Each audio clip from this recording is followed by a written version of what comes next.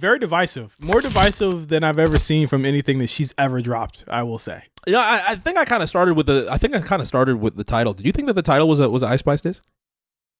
Like what? No, she says it in the song. It says in the song, right? Why would she be dissing Ice Spice? Oh God, I don't know. Do you see how deep these things get online with Twitter? I'm just like, who was even thinking that was a diss? I wasn't even thinking.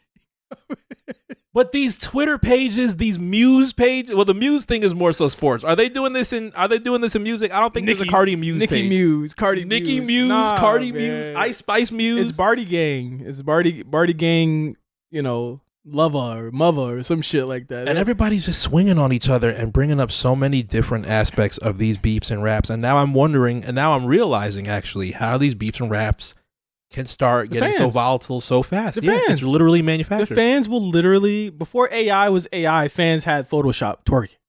Yeah. They was using Photoshop crazy. Like that's how it works. So like even in Cardi B's sense, it's like I feel like she's a little bit smarter than the average bear to not catch the bait, but then again she catches the bait a lot.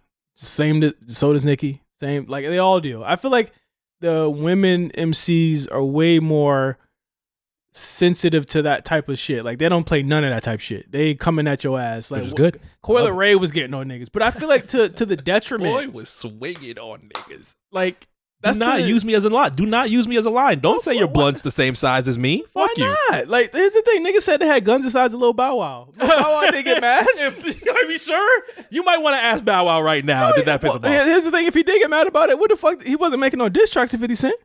You know what I'm saying? It's ain't nobody. If a nigga say I'm smoking a blunt the size of Lil Uzi Vert gonna be like that shit. He might be if he was mad and just pulled up like he pulled up on Rich the Kid. He's not gonna get mad about that. I can see it. I mean, I can't see it. I wouldn't blame Bow Wow for being mad. I wouldn't be mad at Bow Wow being mad when Jeezy said, "First off, I'm a motherfucking G, and I'll never let a bitch Lil Bow Wow me." Did he go at Jeezy? If he did, I wouldn't be mad. Did he go at Jeezy though? He's not going to. Exactly. I'm sure he saw the DVDs that we saw. Yeah, like said, I'm good. Exactly. He's not gonna go at Jeezy for that. So why'd you go at that? Like Coyle Ray, you tiny, bro. If anything, if she's smoking on a blunt that's as big as you, that's a weak ass blunt. Ain't no weed in that shit. Because that shit's skinny as hell. That's just skinny as hell, boy. But I would have liked Coyle Ray versus Lotto because Lotto does a terrible. lot. You think she would have got body? That would have been terrible. Coyle Ray. You think Coyle Ray don't got lines? Comes from the ilk. This nigga. Look at her family. This nigga the ilk of amazing calling lines. her dad for help. Listen, I feel like they're a lot more sensitive to that. But like, in the sense of like Cardi B putting this song out, she I mean, strangely hasn't like swung back at a lot of the people who have said the song sucks. Like, sure. It's a song that samples "She's a Bitch" from Missy Elliott. It does it our own way, a little bit different than the Bia song, because I think the Bia one, Timbaland actually flipped it himself. Yeah, he was on the record. I think he did ad libs on the record. It was a little bit more of a faster pace for Bia when she was rapping on that. Yeah, just a little bit different. I was surprised that Ski Mask, for whichever reason, got in there and said, "Hey, sounds familiar." I'm like, you flipped it. You flipped the record. I promise we knew She's a Bitch before you flipped it. But that's how I know that like the Cardi backlash is like in full swing. Yeah, sure. I think it's in full swing. By all means. Yeah. I think people might be tired of the antics. I think people are tired of the antics. They're tired of the Offset versus Cardi B part 18 Oh, million. I for sure don't want to know the relationship between that. They're tired of the Cardi, Nicki part 65 million with no, you know what I'm saying? They're tired of it. And let me tell you why they're tired of it. They're tired of it because Cardi B would do the same thing she's doing right now. She'll release a song and there will be no album. And she's done this for, is it like a record at this point, Mark, of a person between their debut and their sophomore? We're on 6 years now, 7 years. This is, I think Bodak Yellow was 2016. Yeah. So we are now, and Invasion of Privacy was top, I think the first 90 18. days or so of 2017. It was 17? Oh, fuck. I thought it was 18. Yeah. So now we're going on 7 years. Yeah. I can see why people get frustrated to the point where they're like, okay, 7 years of music. Yeah. And it's not like you've been 7 years quiet. It's not like you're doing very niche features, very big features. Money was 2017. You've had like lightweight a verse of the year a year ago. Yeah. like, and then another one with Glorilla a year before that. Mm-hmm. And there was nothing. And the thing is the reason people are tired is that like you're selling us bongos.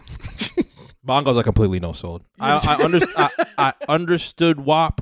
I think it was amazing for Cardi to come out. I think a couple hours before the record came out, she was like, "Oh yeah, by the way, y'all, MTV banned the video." I was like, "Wow, banned video, MTV? That used to be really huge to me, like 20-something years ago." What did that really mean in 2020? I feel like that was still kind of. I feel like that was still at least pretty cool in 2020. What did that mean? You wasn't watching MTV, Mark?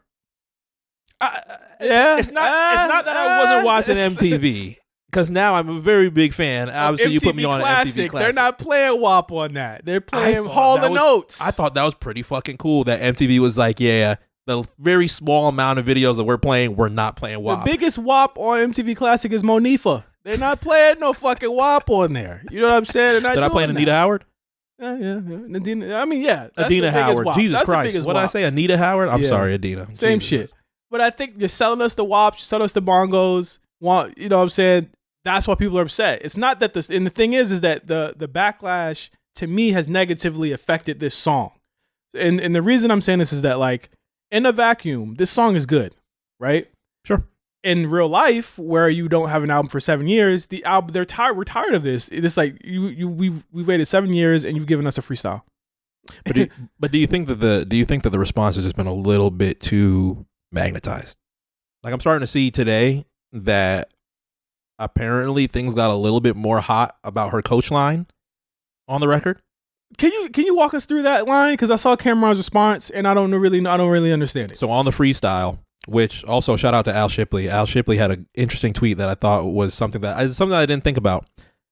He was like, "I'm tired of people putting freestyle on records that have hooks." Yes. And are clearly not freestyles. Yeah. Get In With Me, Boss Man D-Lo sounds like a freestyle. Yeah. If he would have put in parentheses freestyle on that, I wouldn't be surprised. Yeah. Like what? Having a hook, having a video, having a distinction doesn't feel like a freestyle. The hook comes through twice. Well, the thing with Boss Man is that it comes through like at the end of the song. That's it. Yeah, exactly. Like, it's what opens this. It opens the song and then it closes the song. So it's literally like it's almost like they put it at the end to give it a couple more seconds. So on the freestyle, she had a line that said, I think it was like a Coach bag.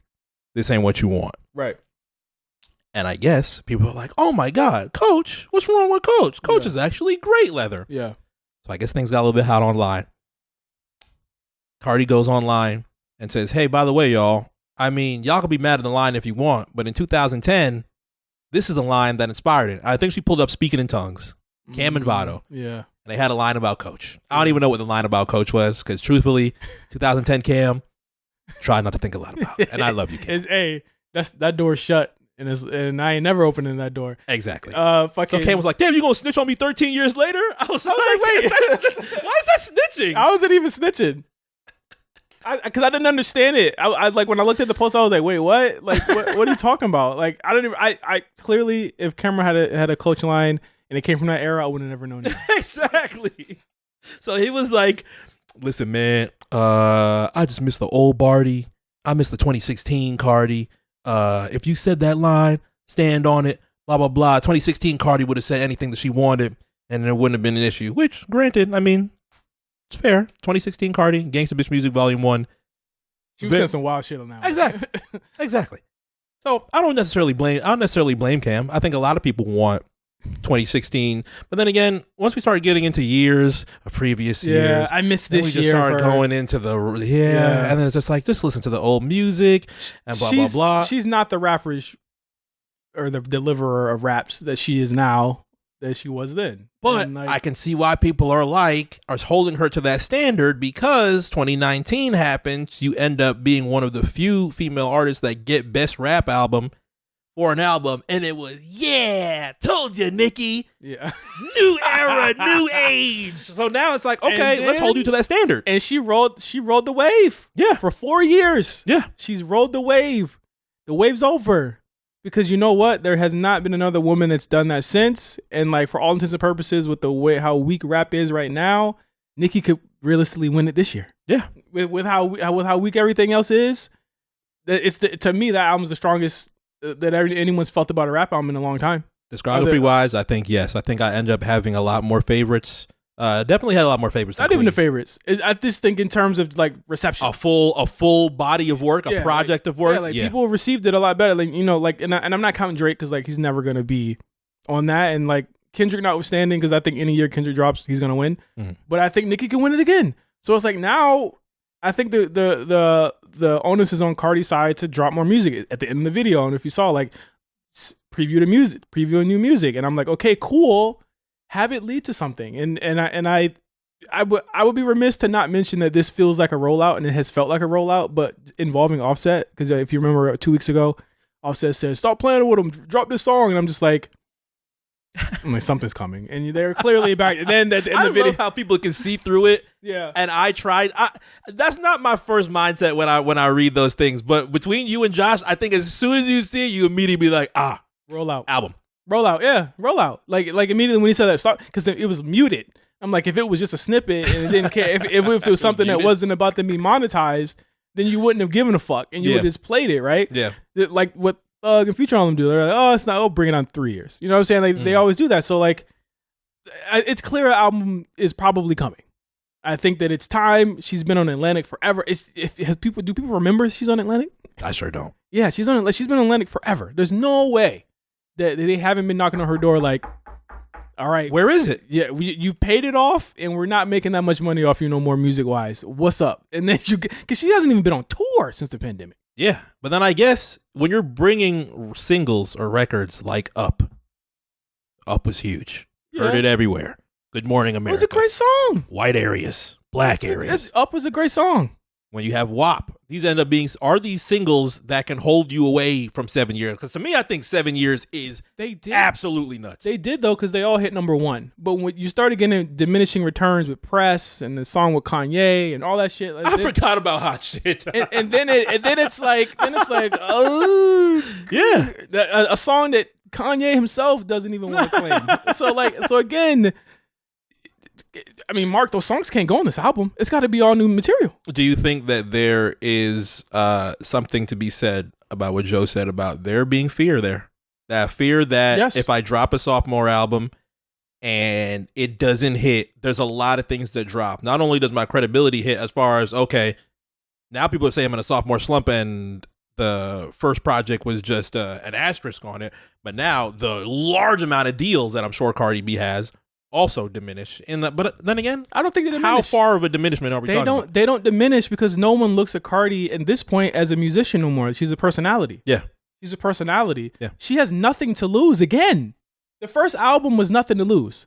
They treated it like it was an event album. Yeah. But it was nothing to lose. Yeah. It could suck, but it doesn't matter. She was on Love and Hip Hop. Mm-hmm.